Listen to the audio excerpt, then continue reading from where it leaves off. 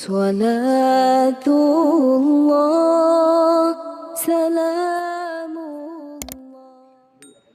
Bismillahirrahmanirrahim. Assalamualaikum warahmatullahi wabarakatuh.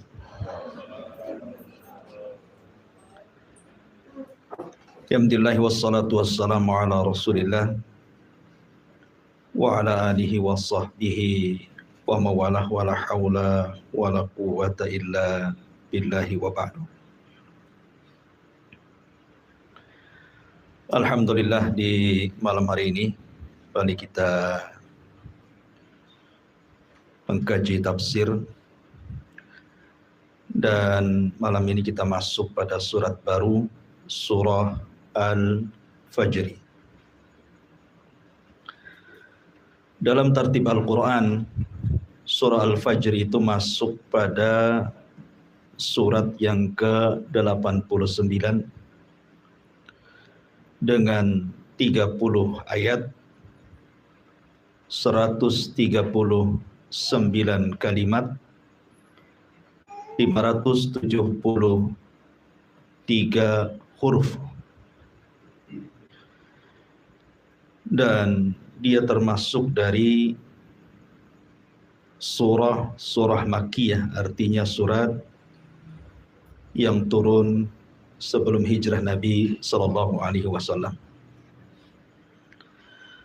Karena surah Al-Fajr ini cukup panjang, maka malam ini kita akan membahas 5 ayat pertama dalam surah Al-Fajr. A'udzubillahi minasyaitonirrajim. Bismillahirrahmanirrahim. Wal fajri wa layalin 'ashr. Wasyaf'i wal watr. Wal laili idza yasr. Hal fi dzalika qasamul lidhi hijr. Wal fajri, demi waktu fajar. Walayalin 'ashri, demi malam yang 10. Wasyaf'i wal watri, demi yang genap dan yang ganjil. Walaili idza yasri, demi malam apabila berlalu. Hal fi dzalika qasamul lidhi hijr. Apakah pada yang demikian itu terdapat sumpah yang dapat dicerna orang-orang yang berakal.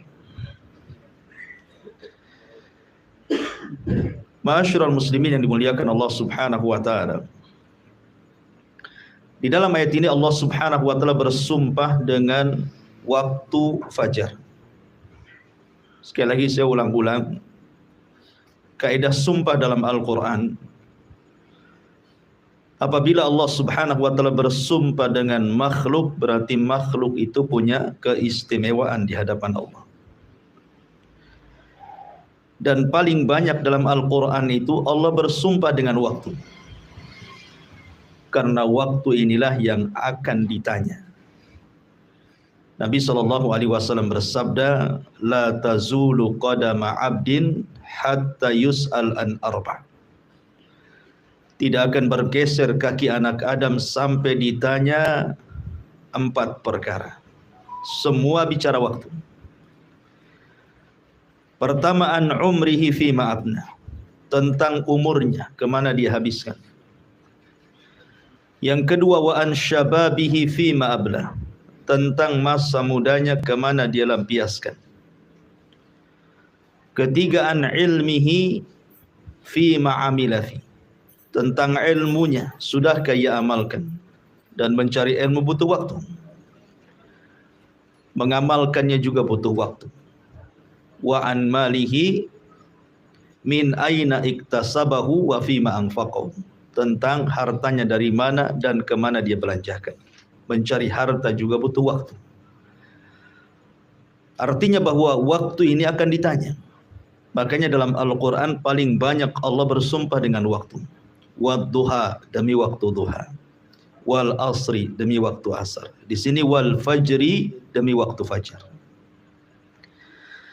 Ma'asyiral muslimin yang dimuliakan Allah Azza wa Jalla, mungkin saya akan sedikit panjang lebar bicara tentang waktu fajar, karena banyak rahasia di waktu fajar ini. walaupun sebagiannya sering saya jelaskan. Kenapa Allah Subhanahu wa taala sampai bersumpah dengan waktu fajar? Setiap umat itu punya permulaan hari. Dan permulaan hari bagi umat Islam itu waktu fajarnya. Disinilah Allah Subhanahu wa taala pertama kali menurunkan wahyu kepada Rasul di Gua Hira. Kapan? Di waktu fajar. Artinya di waktu inilah Al-Quran pertama kali turun ke dada Rasul. Di waktu ini pula Jibril turun menemui Rasul. Dan di waktu ini pula permulaan kebenaran muncul di tengah-tengah kegelapan jahiliyah. Makanya waktu fajar, waktu yang luar biasa. Di waktu fajar ini pula sejarah bermula masuk Islamnya kalangan jin. Ketika Allah Subhanahu wa taala berfirman, "Wa id sarafna ilaika nafaran minal jinni yastami'unal qur'ana." Ingatlah ketika kami palingkan kepadamu wahai Muhammad sekelompok dari kalangan jin yang mendengar Al-Qur'an. Dan dalam surah Jin, "Qul uhiya ilayya annahu istama'a nafarun minal jinni faqalu inna sami'na qur'anan ajaba." Dan telah diwahyukan kepadaku bahwa sekelompok jin itu mereka mendengar Al-Quran dan mereka mengatakan dengan Al-Quran itu amanna bih, kami beriman. Artinya sejarah kaum jin yang beriman kepada Nabi SAW dan Islam itu dimulai waktu fajar. Karena 7 jin nasibin yang dari Yaman itu, yang diutus oleh iblis untuk mencari rahasia kenapa jin tidak bisa naik ke langit. Karena ketika itu difungsikan bintang-bintang untuk melempar syaitan. Rupanya jin yang diutus iblis ini nyasar ke kebun kurma. Dalam riwayat ke pasar ukat. Lah ketika itu Nabi SAW sedang salat fajar. Maka mereka mendengar Al-Quran dan beriman. Jadi waktu fajar awal permulaan bangsa jin beriman, dan dengan sebab itulah kemudian Islam menyebar di kalangan jin. Ya. Ma'asyiral muslimin yang dimuliakan Allah Subhanahu wa taala. Dan waktu fajar juga Allah Subhanahu wa taala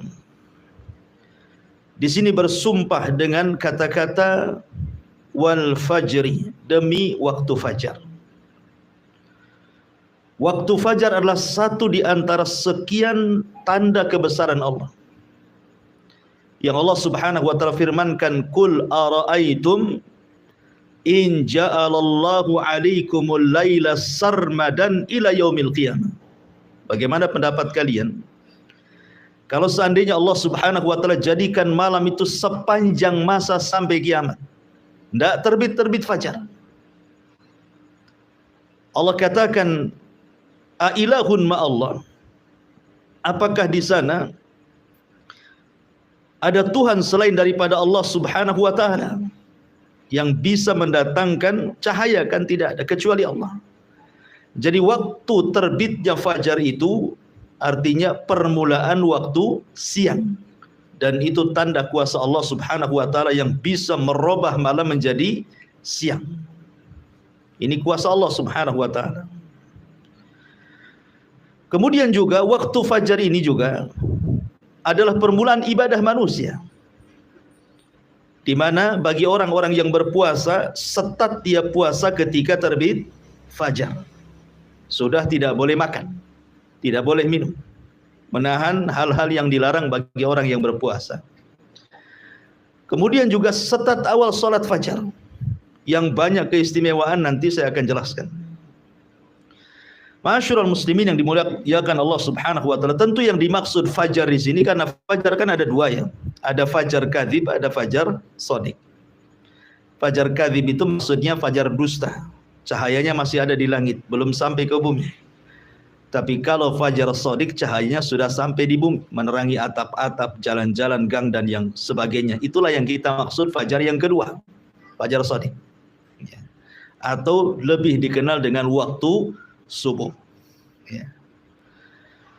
Kita tahu bahwa waktu subuh itu adalah waktul harakah, waktu bergeraknya manusia.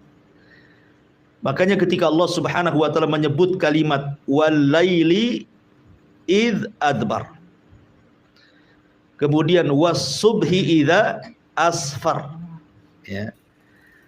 Perhatikan kalimat idz di sini. Wal-laili idz adbar. Kalimat idz dan waktu malam ketika adbar berlalu. Idz menggunakan sukun.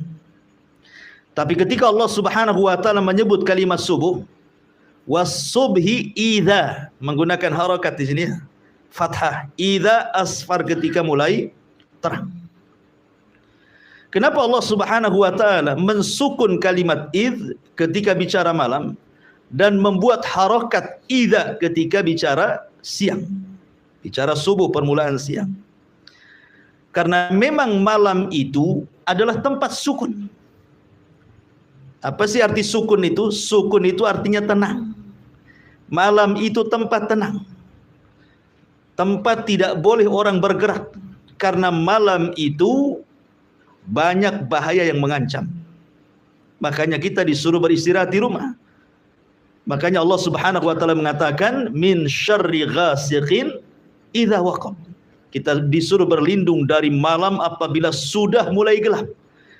Karena kejahatan di malam hari itu banyak sekali. Makanya kita disuruh untuk diam di rumah, supaya jangan terkena dengan kejahatan itu. Karena malam itu tempat sukun. Sukun itu artinya tempat tenang, istirahat, gitu ya. Tetapi ketika Allah bicara tentang subuh, tidak menggunakan sukun, tetapi menggunakan harakat. Idza asfar. Dan harakat itu artinya bergerak, ya. Karena permulaan bergeraknya manusia itu di waktu subuh.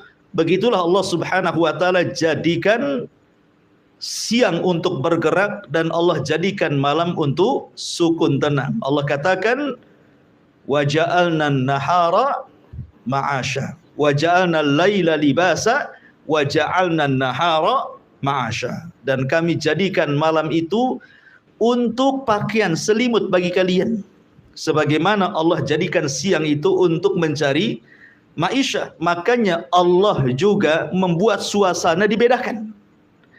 Kalau suasana malam itu cenderung dingin, ya kan, cenderung dingin karena tidak ada matahari, sehingga cocok untuk istirahat, ya. Tapi kalau siang Allah buat matahari sehingga panas, sehingga cocok untuk bergerak. Dan permulaan pergerakan manusia itu di waktu subuh. Makanya para ulama mengatakan selambat-lambatnya seorang muslim bangun itu di azan pertama. Karena azan subuh 2 kali.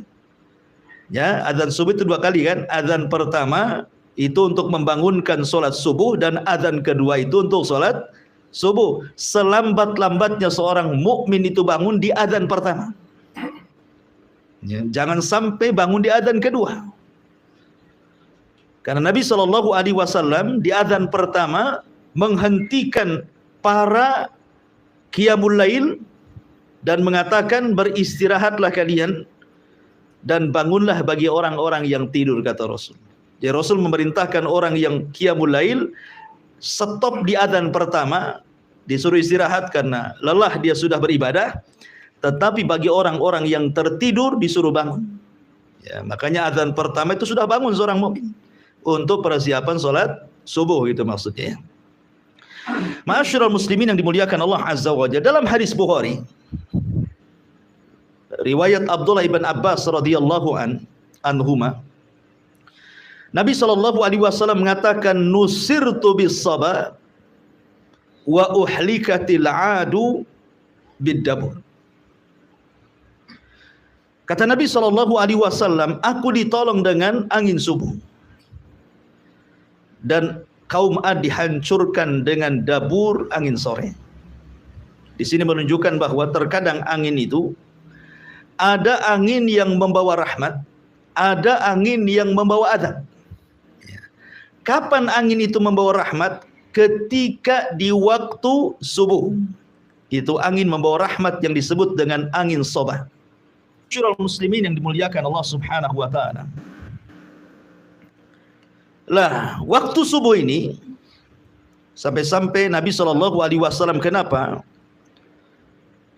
apabila menyerang sebuah kaum, dalam sebuah hadis yang dikeluarkan Imam Bukhari, Nabi SAW itu tidak pernah menyerang musuh di waktu siang, tidak pernah menyerang musuh di waktu sore, tidak pun menyerang musuh di waktu malam. Nabi kalau menyerang musuh itu menunggu waktu subuh. Ya, menunggu waktu subuh. Jadi apabila kemudian di sebuah daerah yang hendak diserang itu dia mendengar suara azan, maka Rasul tidak akan menyerang. Berarti daerah itu dianggap daerah muslim. Tapi kalau seandainya dia tidak mendengar azan, maka Rasul akan menyerbunya. Dari sini kata Syekhul Islam Ibn Taimiyah rahimahullahu taala, bahwa di antara perbedaan biladul muslim wa biladul kufar, negeri dikatakan negeri Islam dan negeri dikatakan negeri kafir itu, salah satunya apabila masih terdengar suara azan. Kalau suara azan di mana-mana, berarti negeri itu negeri Islam. Walaupun mungkin di undang-undang negara itu tidak 100% mengamalkan undang-undang Islam, tetapi di negeri itu bebas suara azan itu mantul dari satu tempat ke tempat yang lainnya. Berarti negeri itu negeri Islam. Hanya semata-mata mendengar azan, karena azan itu bagian syiar gitu ya. Bagian syiar. Berarti ketika syiar nampak, berarti negeri itu negeri Islam. Karena ada sebagian firqah di negeri kita ini yang mudah mentogut-togutkan negara.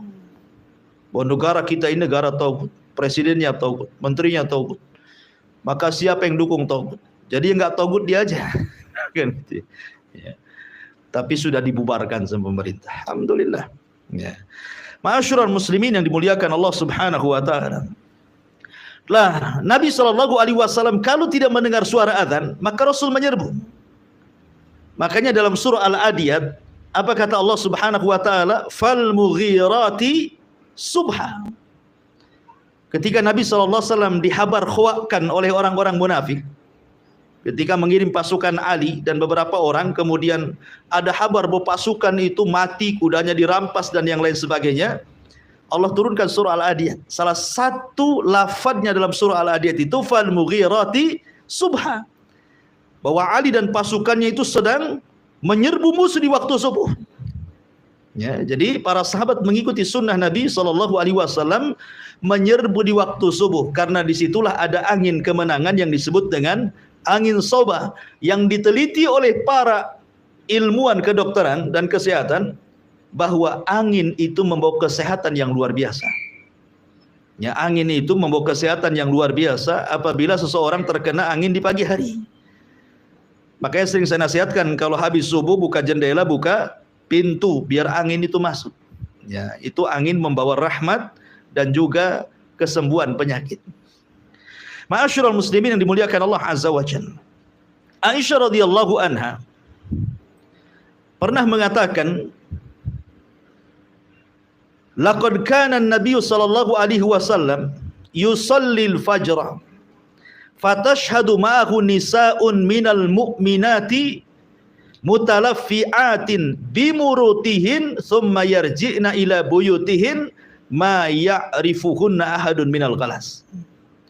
Kata Aisyah radhiyallahu anha, Nabi SAW pernah mengerjakan salat subuh dan hadir wanita-wanita mukminah bersama beliau berselimutkan kain-kain murut, lalu mereka kembali ke rumah-rumah mereka, tidak ada seorang pun yang mengenali mereka karena gelap. Kalau kita melihat hadis-hadis Rasul tentang solat berjamaahnya wanita di zaman Rasul, sahabiah-sahabiah itu, Anda tidak akan dapat riwayat mereka solat jamaah di waktu zuhur, di waktu asar, di waktu maghrib, di waktu isya, kecuali subuh. Ya, coba cek riwayat.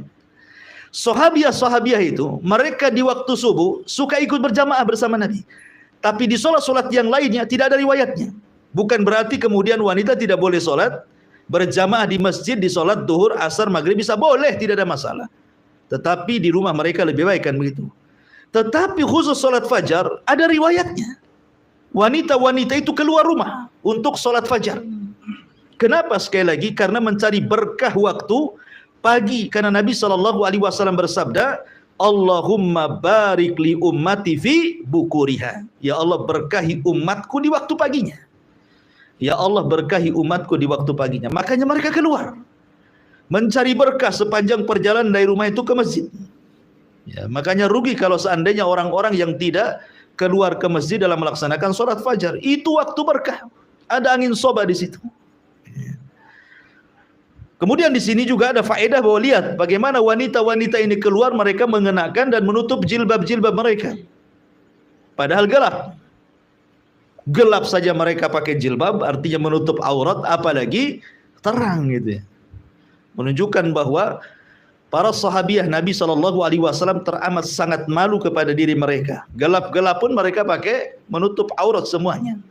Apalagi tidak gelap gitu ya. Ya, sekarang terbalik gitu. Gelap makin dibuka, terang pula ditutup. Ya. Ma'asyiral muslimin yang dimuliakan Allah Azza wa Jalla. Ini secara umum keutamaan waktu fajar. Ya. Kemudian juga waktu fajar ini kalau kita melihat sejarah, Fir'aun itu dihancurkan di waktu fajar. Di tanggal 10 Muharram di waktu fajar, Fir'aun itu ditenggelamkan. Ditenggelamkan oleh Allah Subhanahu wa taala, disaksikan oleh Musa dan Bani Israel. Makanya ketika Musa melihat Fir'aun ditenggelamkan di waktu fajar, dia berpuasa sebagai bentuk syukurnya. Makanya ketika Rasul kemudian hijrah dari Mekah ke Madinah, melihat orang-orang Yahudi sedang berpuasa di tanggal 1 Muharram, di tanggal 10 Muharram itu, kata Rasul, "Ini puasa apa kalian?"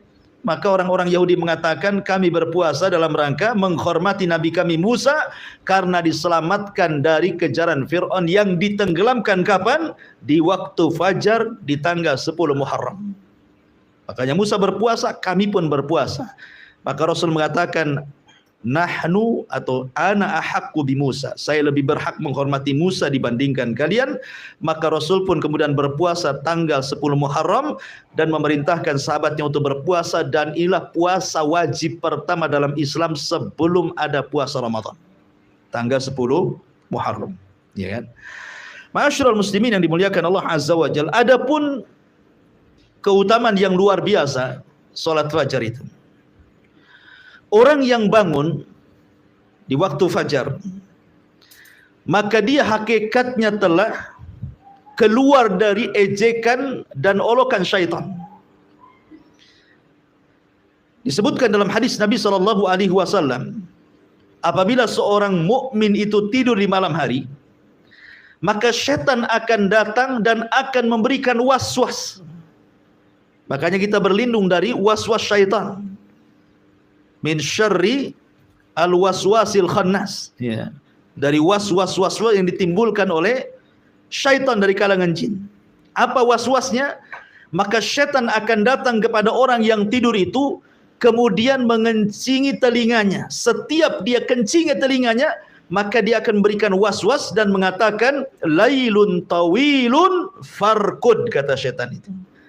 Malam masih panjang, tidur saja. Padahal sudah fajar tuh, masih aja malam masih panjang, tidur saja. Setiap dikencingi ngomong begitu waswasnya tuh. Lah para ulama sudah saya katakan bahwa apa makna setan mengencingi orang itu? Yang pertama artinya setan sedang mengejek orang itu. Coba bayangkan dikencingi, apa enggak diejek itu? Kita saja diludahi, sakit hati kan itu, apalagi sampai dikencingi itu muka kita. Setan hari-hari mengencingi telinga kita, ini ejekan setan kepada kita. Makna yang kedua artinya setan hendak menyumpat telinga orang tersebut sehingga dia tuli dari kebenaran. Apapun nasihat kepada dia ditolaknya.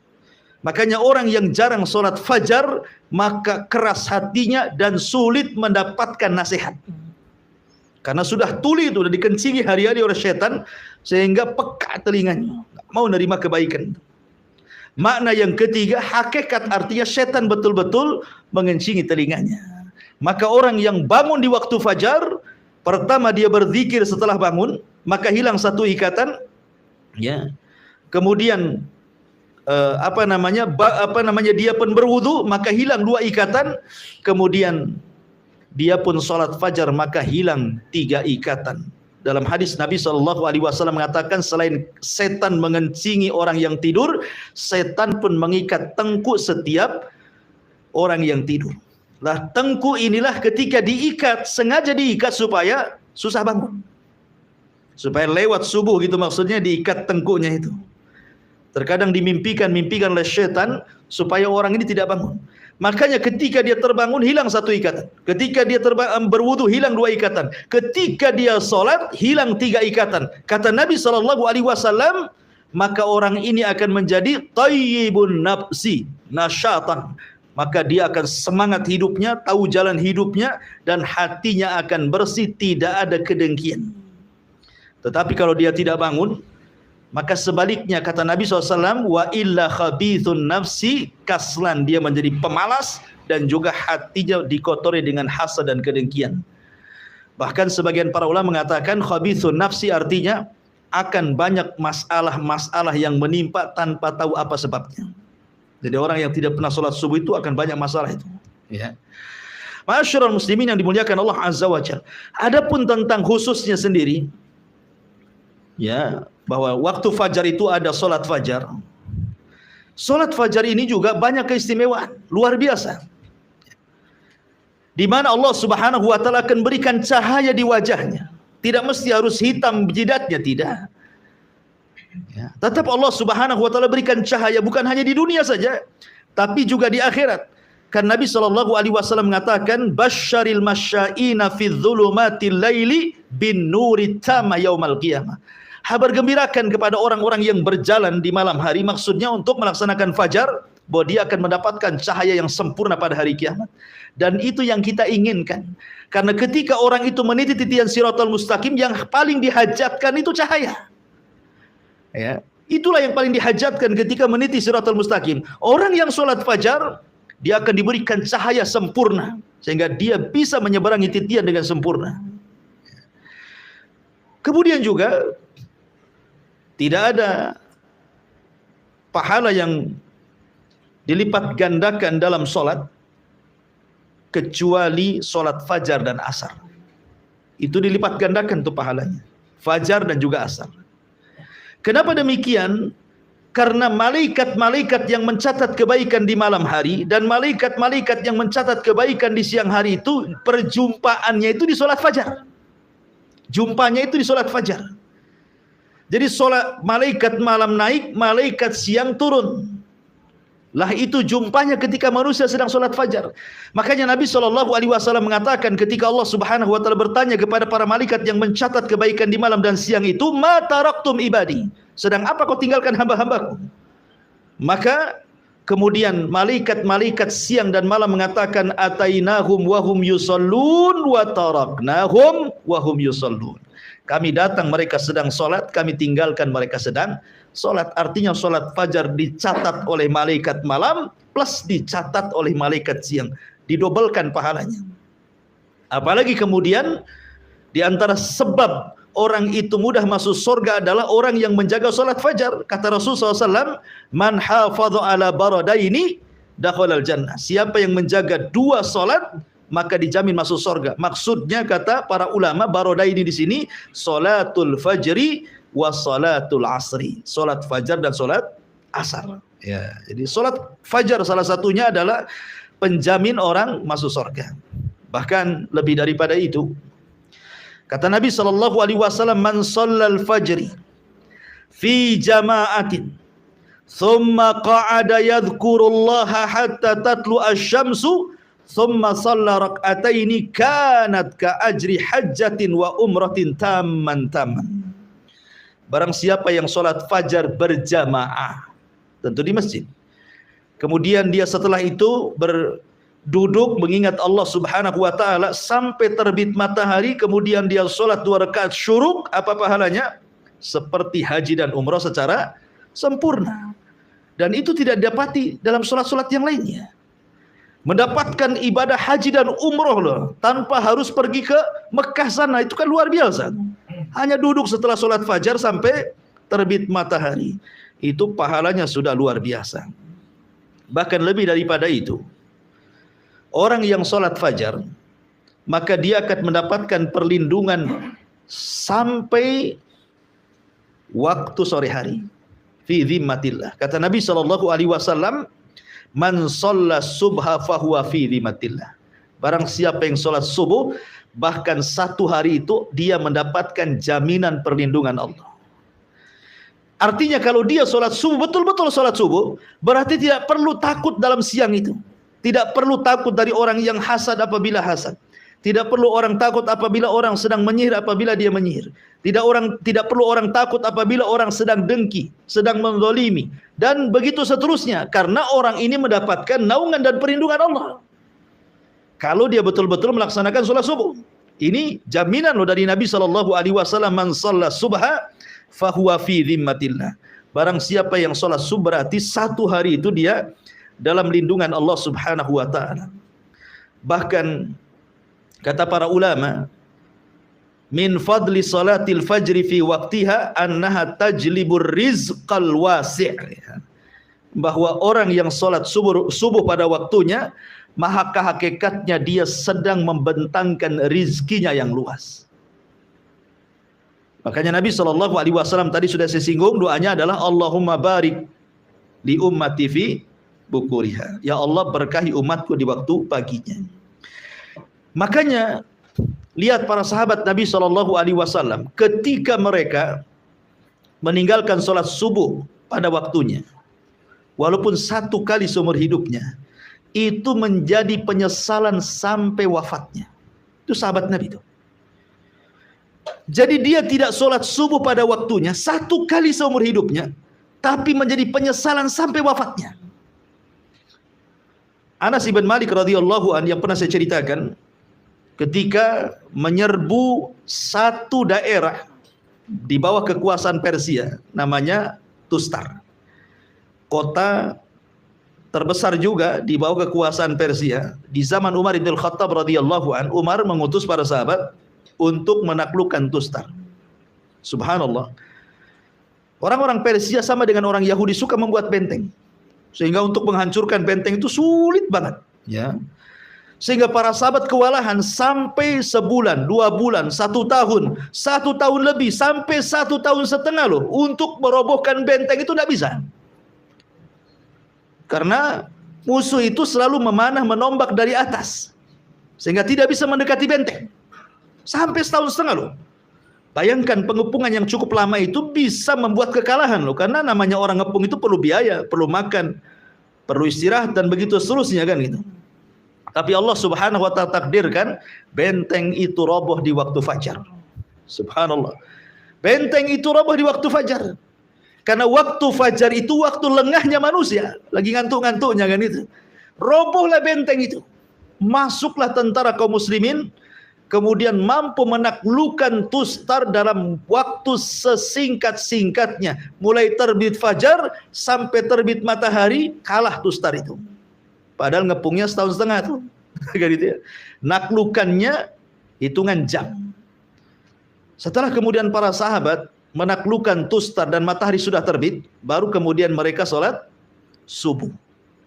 Setelah matahari meninggi. Artinya mereka sholat subuh di luar waktu.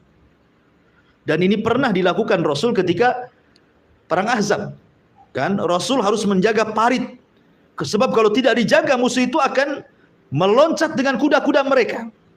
Sehingga Rasul tidak bisa meninggalkan untuk melaksanakan sholat. Meleng aja sedikit, kuda masuk.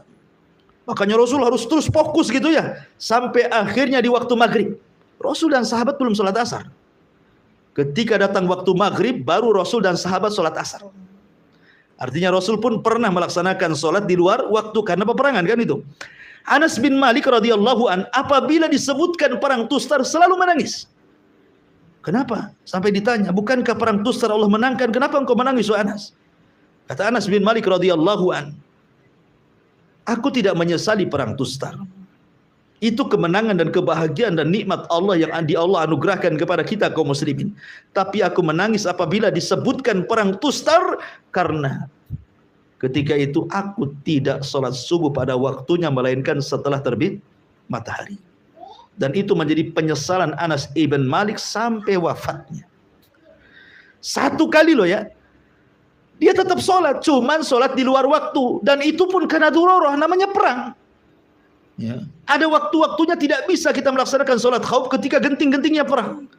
Makanya Rasul pun pernah meninggalkan asar dan waktu sholat asar di waktu maghrib. Begitu juga sahabat sholat fajar ketika terbit matahari.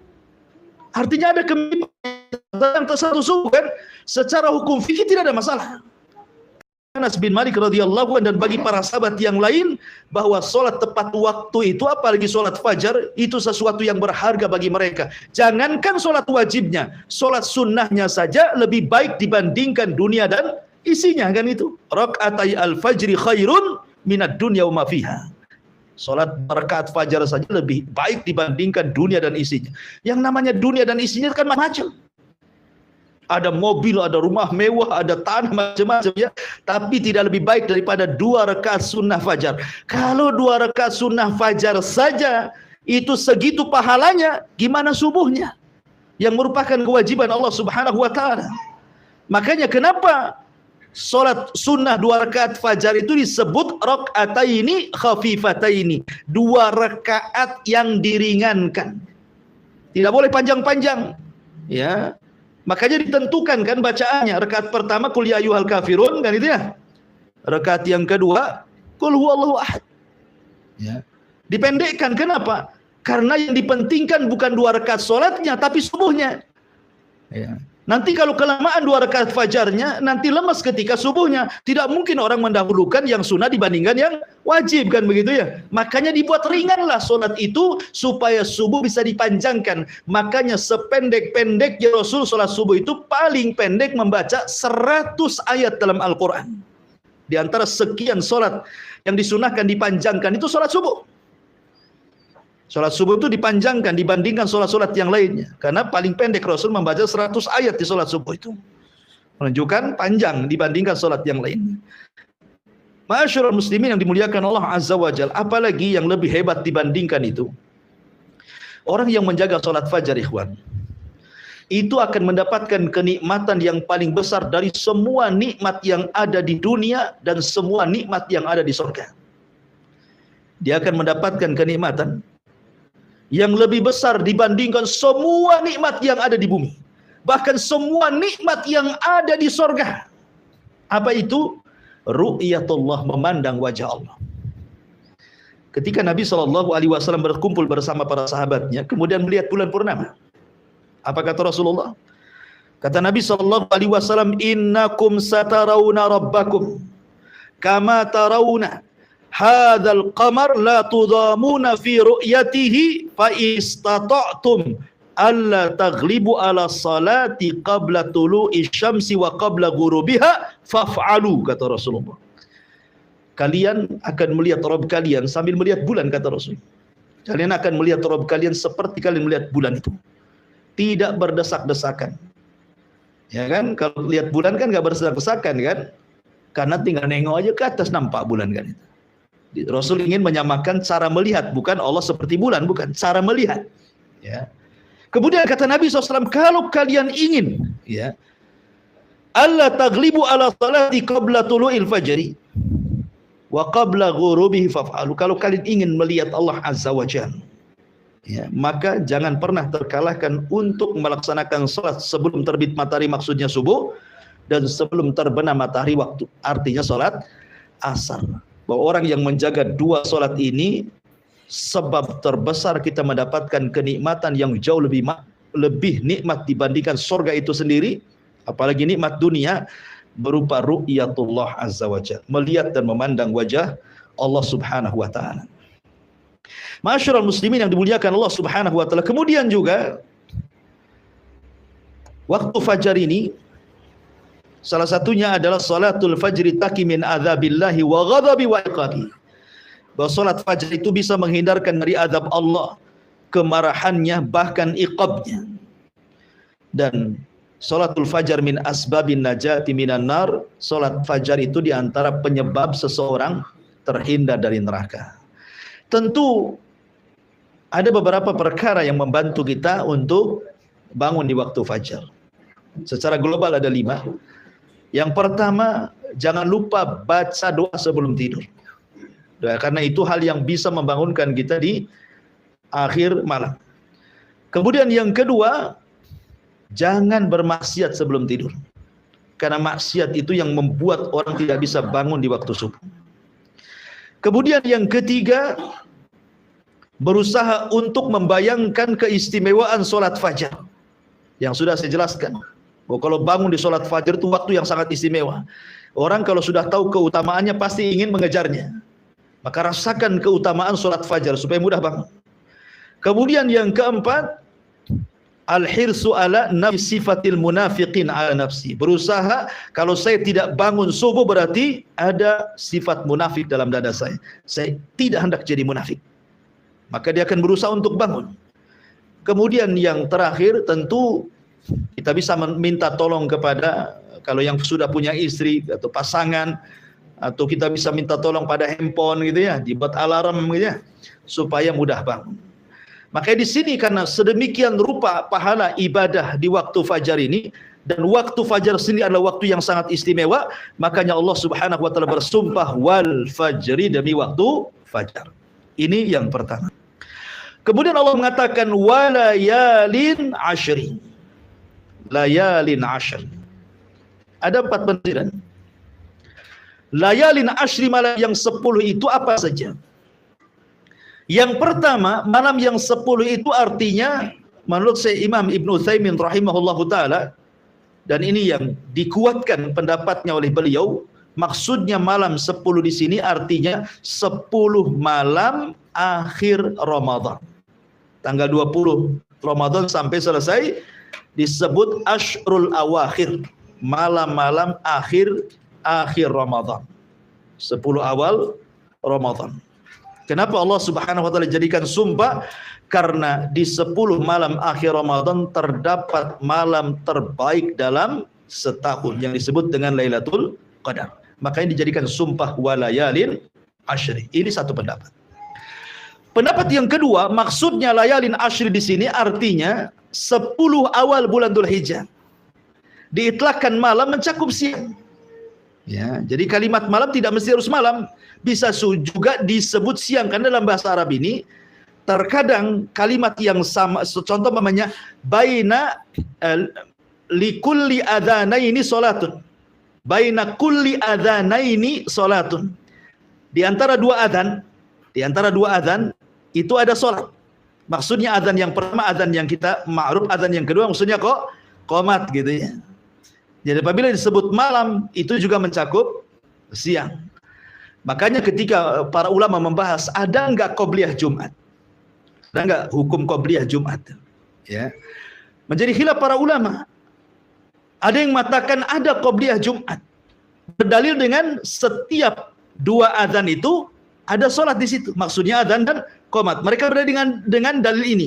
Tetapi bukan qobliyah yang dimaksud para ulama. Jadi yang membolehkan qobliyah Jumat itu bukan artinya salat rawatib, bukan.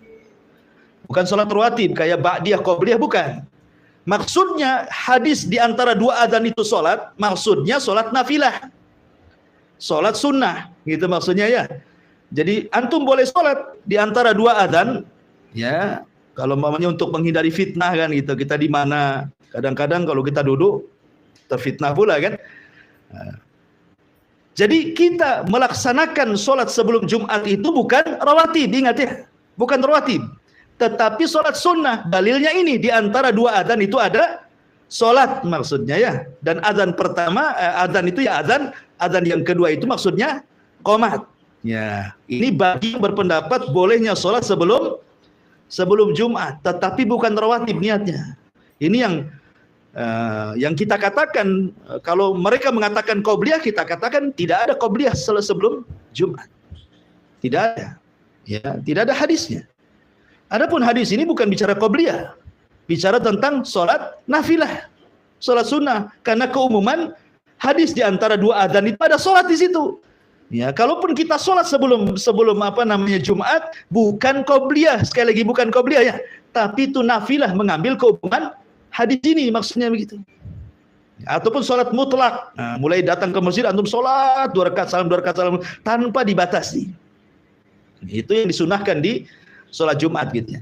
Balik bahwa malam itu juga terkadang diitlakkan adanya siang. Makanya para ulama ada yang mentafsirkan bahwa 10 malam di sini artinya 10 awal bulan Dzulhijjah. Dan itulah siang terbaik dalam setahun. Kalau malam terbaik dalam setahun 10 akhir Ramadan, kalau siang terbaik dalam setahun 10 awal bulan Dzulhijjah. Karena di situ tergabung banyak amalan. Ada kurban, gitu ya. Ada haji di situ. Ya, kemudian amalan yang beramal di 10 awal bulan Dzulhijjah itu sebanding dengan orang yang mati syahid dalam hadisnya kan. Makanya itu adalah siang-siang terbaik dalam sejarah 10 awal bulan Dzulhijjah. Itu penafsiran yang kedua.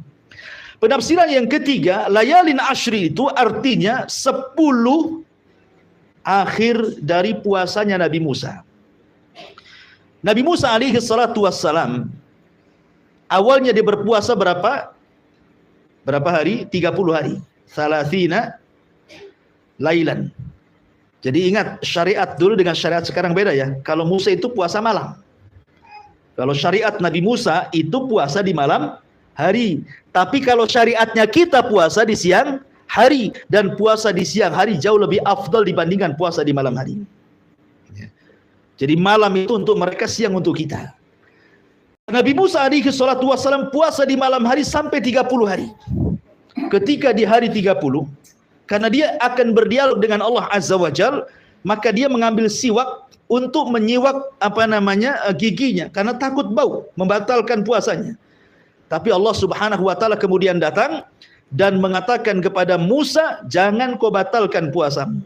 Jangan kau batalkan puasamu karena bau mulutnya orang yang berpuasa jauh lebih wangi di sisi Allah dibandingkan minyak kasturi.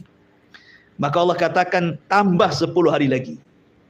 Makanya Allah mengatakan wa atmamnaha bi ashrin wa tamma miqatu rabbih arba'ina lailan. Maka Musa pun menyempurnakan 10 hari lagi sehingga sempurnalah dari 30 menjadi 40 malam. Disitulah turun Taurat. Jadi 10 malam di sini artinya 10 malam akhir daripada puasanya Nabi Musa, ya. Akhir daripada puasanya Nabi Musa. Ini penafsiran yang ketiga. Penafsiran yang terakhir adalah yang dimaksud layalin ashri di sini adalah 10 awal bulan Muharram. 10 awal bulan Muharram itu masuk pada penafsiran walayalin ashri. Walaupun sekali lagi pendapat Syekh Utsaimin rahimahullah taala cenderung kepada lail di sini artinya 10 akhir bulan Ramadan. Ini ayat yang kedua. Wal fajri walayalin ashri. Kemudian Allah mengatakan wasyaf'i wal watr. Wasyaf'i wal watr, demi yang genap dan yang ganjil. Apa maksudnya demi yang genap dan yang ganjil ini? Ada yang mengatakan maksudnya yang ganjil itu Allah. Allah kan ahad satu. Adapun yang genap itu adalah makhluknya. Karena ketika Allah Subhanahu wa taala menciptakan makhluk pasti berpasang-pasangan. Ya kan? Ada langit, ada bumi, ada lautan, ada daratan, ada jin, ada manusia, ada perempuan, ada laki-laki. Nah, pasti berpasang-pasangan itu, ya. Makanya Allah Subhanahu wa taala berfirman kan ketika min kulli syai'in khalaqna zawjayn dalam surah Az-Zariyat ayat 49. Min kulli syai' wa min kulli syai'in, dan dari segala sesuatu yang Allah ciptakan itu khalaqna zawjaini, pasti kami akan ciptakan berpasang-pasangan.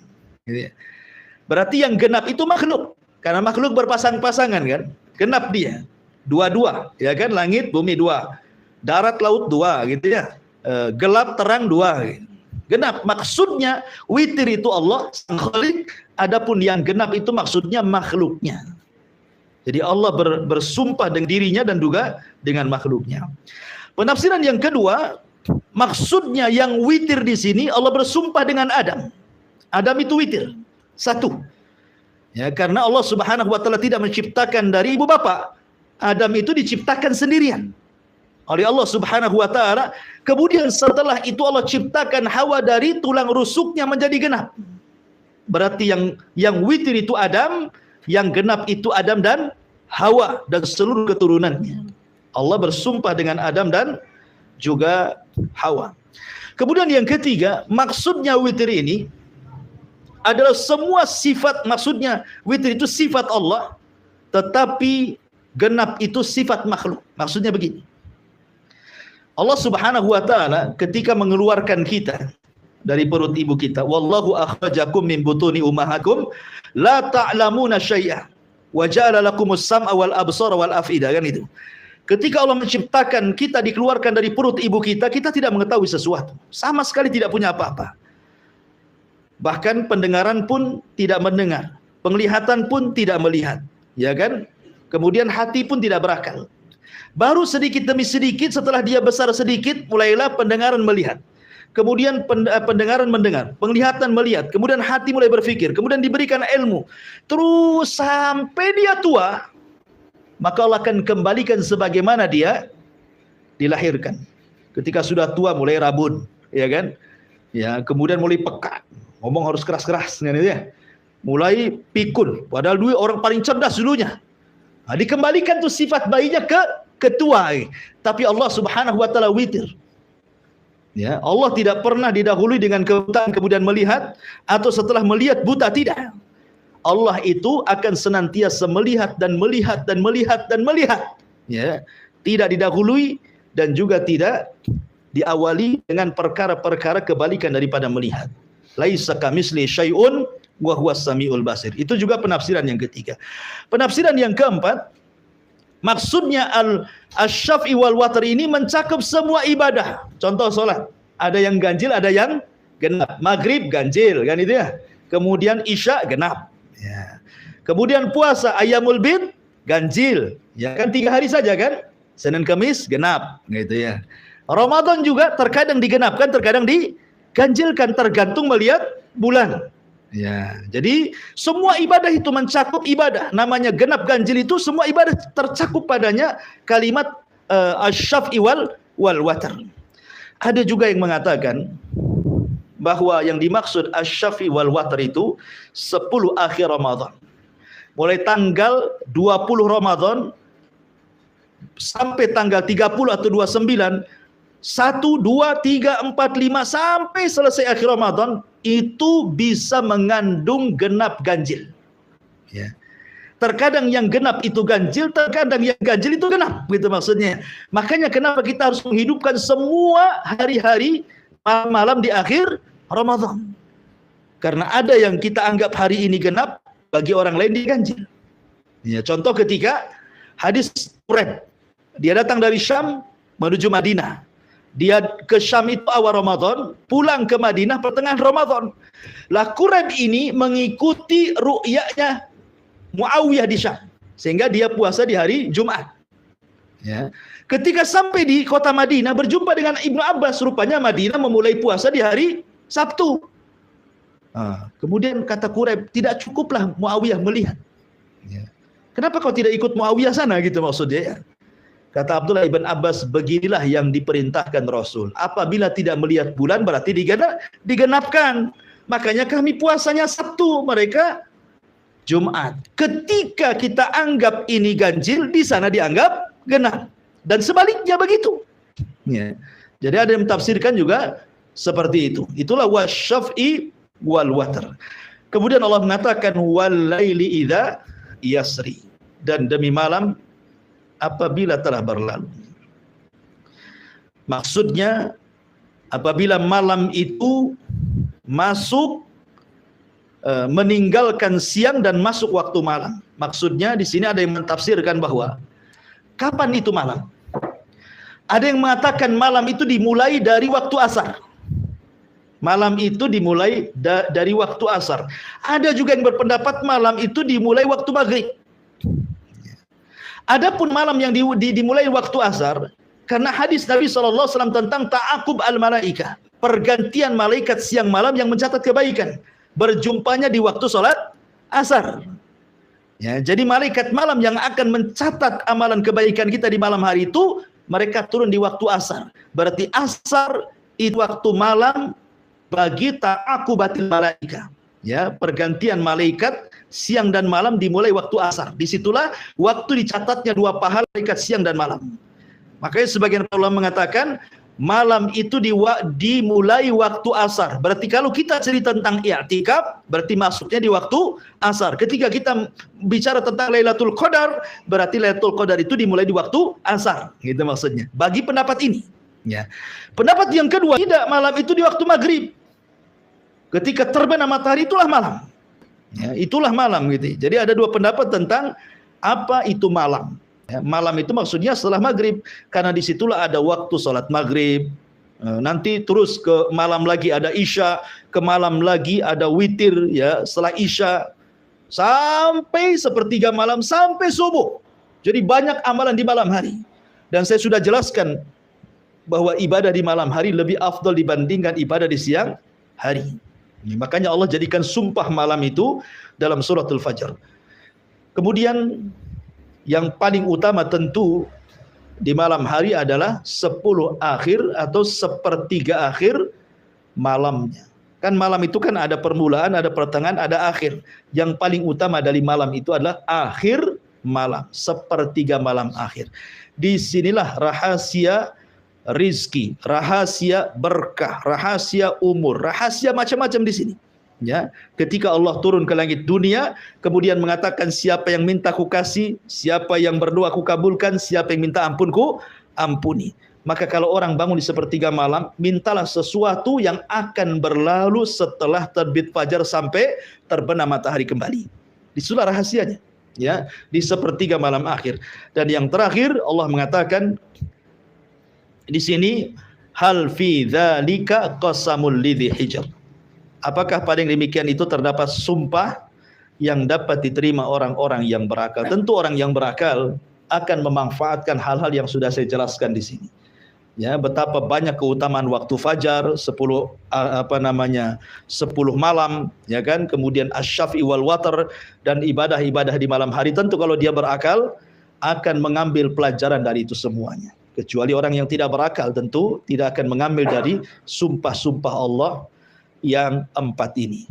Wallahu alam, ini diantara surah Al-Fajr ayat 1 sampai 5. Insyaallah kita lanjutkan di minggu depan surat Al-Fajr lanjutannya. Taib, sebelum saya tutup, kalau ada yang mau bertanya silahkan.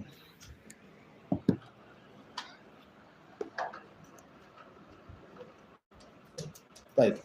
Mengenai azan fajar dan waktu anak di Bandung, karena sering dengar masjid yang melakukan azan 2 kali. Jadi azan pertama itu ada suatu kali yang kedua enggak. Ya, alhamdulillah. Tentang kalimat taswib, itu dalam bahasa fikih disebut taswib namanya ya. Taswib itu bacaan as-salatu khairun minan naum. Dan bacaan taswib itu diajarkan Rasul kepada seorang sahabat namanya Abi Mahdhurah, salah satu muadzin Rasul yang bertugas adzan di Masjidil Haram setelah Fathu Mekah. Ya. Terjadi khilaf para ulama tentang taswib ini diletakkan di mana. Apakah di adzan pertama ataukah di adzan kedua? Sekali lagi ini khilaf panjang sebenarnya. Tidak mungkin saya bentangkan ya karena juga perlu pembahasan. Memang ada sebagian para ulama mengatakan taswib itu di adzan pertama. Di adzan pertama maksudnya sebelum adzan subuh. Ya. Tapi ada juga yang mengatakan bahwa riwayatnya tidak kuat sehingga taswib itu dikembalikan kepada adzan subuh. Maksudnya ya ma'ruf adzan subuh as-salatu khairu minan naum. Ya, walaupun saya sendiri cenderung kepada pendapat adzan subuh as-salatu khairu minal. Tapi kalau seandainya ada di adzan pertama dia mengatakan as-salatu khairu minal, tidak ada masalah. Dan itu juga ada sebagian pendapat ulama seperti itu.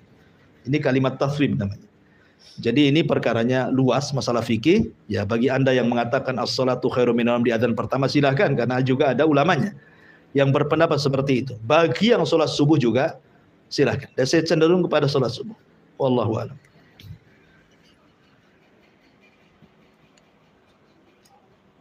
Kira-kira jaraknya berapa lama? Jarak antara adzan pertama dengan adzan yang kedua tidak lama. Kata Nabi SAW, makanlah, minumlah sampai terdengar azannya Abdullah ibn Umi Maktum. Ya, sampai jadi selama Anda masih mendengar azannya Abdullah ibn Umi Maktum, masih dibolehkan makan minum sahur gitu maksudnya. Sampai terdengar azan terbalik. Kalau masih mendengar azan Bilal kan azan pertama. Abdullah ibn Umi Maktum itu azan kedua, karena Abdullah ibn Maktum kan orang buta. Ya, dia tidak tahu fajar kan karena tidak melihat. Kecuali kalau Bilal menyuruh dia azan baru azan. Makanya Abdullah ibn Umi Maktum itulah dia azan subuh kalau Bilal azan pertama. Kata Rasul, selama engkau masih mendengar azan Bilal, boleh makan, boleh minum. Ya, sampai kau mendengar azannya Abdullah ibn Umi Maktum, maka tahan, karena itu sudah azan subuh. Dan dalam hadis Zaid, ketika Nabi SAW ditanya soal jarak antara sahur dia dengan azan subuh berapa? Seperti membaca 50 ayat Al-Quran. Ya, mungkin boleh juga ini jadikan standar bahwa dari azan pertama dengan azan kedua itu ya sekitar bacaan 50 ayat dalam Al-Quran. Tidak lama, jangan lama-lama. Jam subuh, jam 3 azan pertama ya tidur lagi. Itu kan gunanya untuk membangunkan sholat subuh. Jadi mendekati waktu subuh. Ya, kalau jam 3 itu ya untuk sholat malam namanya. Nanti 3 kali pula azan. Gitu. Tetapi ini namanya sunnah mahjurah, ya, sunnah yang banyak ditinggalkan. Bahkan hampir-hampir kaum muslimin tidak kenal azan pertama sebelum subuh. Bahkan kalau kita di sini mungkin sebagian kita aneh kalau ada orang yang azan pertama sebelum subuh ini. Jadi kiranya orang yang azan itu ngelindur. Bangun tidur ngelindur langsung ambil mic. Kan itu ya. Padahal yang ngelindur itu, yang ngomong ngelindur itu, dia yang tidak paham bahwa itu diantara sunnah Nabi SAW. Taib, ini di YouTube ada pertanyaan dari Habibi Sidoarjo. Masya Allah, orang Sidoarjo nonton. Assalamualaikum Ustaz, saya ingin bertanya bagaimana dengan waktu hujan? Ustaz, apakah bisa mengundang bala atau rahmat Ustaz? Dan apakah ada ciri-cirinya Ustaz? Ya, bismillah, alhamdulillah. Hujan itu adalah rahmat, tetapi bisa menjadi bala. Sebagaimana ada seorang Arab Badui datang kepada Rasul sedang khutbah Jumat. Bayangkan Rasul sedang khutbah Jumat, namanya Badui. Tiba-tiba kemudian orang ini langsung ngomong, ya Rasulullah, ya, desa kami hancur, paceklik, kepanjangan, tanah belah, dan begitu seterusnya. Hewan kami kelaparan, kami pun kelaparan. Berdoalah kepada Allah untuk dihujani. Maka Nabi SAW langsung berdoa. Tiba-tiba turun hujan 1 minggu. Banjir gak karu-karuan. Tadi minta hujan jadi banjir hujannya. Karena gak berhenti-berhenti hujannya. Jadi banjir, bukannya bawa rahmat, bawa bala jadinya. Minggu depannya dia datang kepada Nabi SAW dan mendoakan, ya Rasulullah, hujan kegedean, kata, banjir desa kami itu, tolonglah hentikan, berdoalah kepada Allah. Maka Rasul berdoa kepada Allah dan mengatakan, Allahumma Allahumma hawalaina wala alaina, Allahumma alal akam wal ajla, akhir hadis lah pokoknya, lupa lafadznya. Ya Allah, pindahkan hujan itu, bahasanya, pindahkan ke bukit-bukit, pindahkan ke gunung-gunung, ke tempat-tempat yang banyak pohonnya. Ya, jadi ada doanya untuk memindahkan bala supaya hujan itu tidak menjadi azab dan menjadi rahmat. Ada doanya. Seperti Nabi SAW berdoa seperti itu. Allahumma hawalaina wala alaina. Ya Allah, jangan sampai hujan ini menjadikan azab kepada kami, jadikan rahmat kami. Ya Allah, pindahkan hujan ini ke bukit-bukit, ke gunung-gunung gitu ya. Jadi ada, ya, tidak semua, banyak kita lihat, kita saksikan saja kalau di Jakarta itu, di YouTube atau di TV itu kan sampai banjir masuk ke rumah sampai 1 pusar. Ya, masih untung kalau tingkat rumahnya, kalau nggak tingkat ya ngungsi lah dia. Ya, terkadang bisa menjadi bala, terkadang juga menjadi rahmat. Ya, rahmat dari Allah Subhanahu wa taala. Tapi hujan itu walaupun dicela, ya tetap saja hujan, dia makhluk Allah Azza wa Jalla, nggak peduli dengan celaan kita. Ya, maka jangan pernah mencela hujan. Tetapi berdoalah kepada Allah agar hujan ini dipindahkan ke tempat lain. Jangan dicela. Ya. Karena dia makhluk Allah. Allah yang memerintahkan, seperti matahari. Kan ada orang yang mencela matahari. Ketika tidak ada hujan, matahari masih dicela, panas katanya. Kapan hujan? Sekali hujan, kapan panas? Matahari dicela, tetap saja dia begitu. Karena matahari itu terbit ke atas dasar perintah Allah. Ya. Maka kita tidak boleh mencela hujan, mencela matahari, mencela itu semua sama dengan mencela yang menciptakannya Allah Subhanahu wa taala. Wallahu a'lam. Iya. Tadi bilang kalau angin fajar itu angin sehat. Iya. Angin sore angin tidak sehat. Dan jadi kalau angin sore itu kalau dalam ilmu fisika itu musim tenggara dan musim selatan. Kalau memang setiap angin sore itu tidak sehat. Tidak, maksudnya ada angin-angin yang membawa azab sekali-kali, ada yang membawa rahmat. Angin soba itu kan angin yang bertolak dari arah timur ke barat. Ya kan? Angin pagi itu angin yang bertolak dari timur ke barat. Itu disebut soba, angin soba namanya. Itu memang ada nasnya. Ya, Nabi SAW memanfaatkan angin ini untuk peperangan dan selalu dimenangkan dalam perangnya. Ya. Dan memang secara ilmu kesehatan memang pagi segar, sehat. Orang olahraga pagi memang segar. Makanya para sahabat di zaman Rasul memang mereka sambil jalan di rumah, pulang lagi sambil olahraga. Ya. Dan tidak diceritakan asar atau maghrib mereka keluar kan itu. Tapi apakah setiap angin sore itu adab? Tidak. Ya, tidak semua angin itu azab rahmat, tidak. Ya, tetapi kalau nasnya di angin pagi memang jelas, ya. Tapi kalau di angin sore ini kan Rasul menceritakan kaum Ad. Kaum Ad itu dihancurkan dengan angin dabur, angin sore ya. Apakah setiap angin sore itu penyakit? Tidak juga kan gitu ya. Kadang-kadang bawa rahmat, kadang-kadang bawa azab. Ya, tergantung kehendak Allah Subhanahu wa taala. Wallahu a'lam. Baik. Saya kira cukup. Subhanakallah bihamdika asyhadu an la ilaha illa anta astaghfiruka wa atubu ilaik. Allahu ta'ala. Assalamualaikum warahmatullahi wabarakatuh. Salatullah salam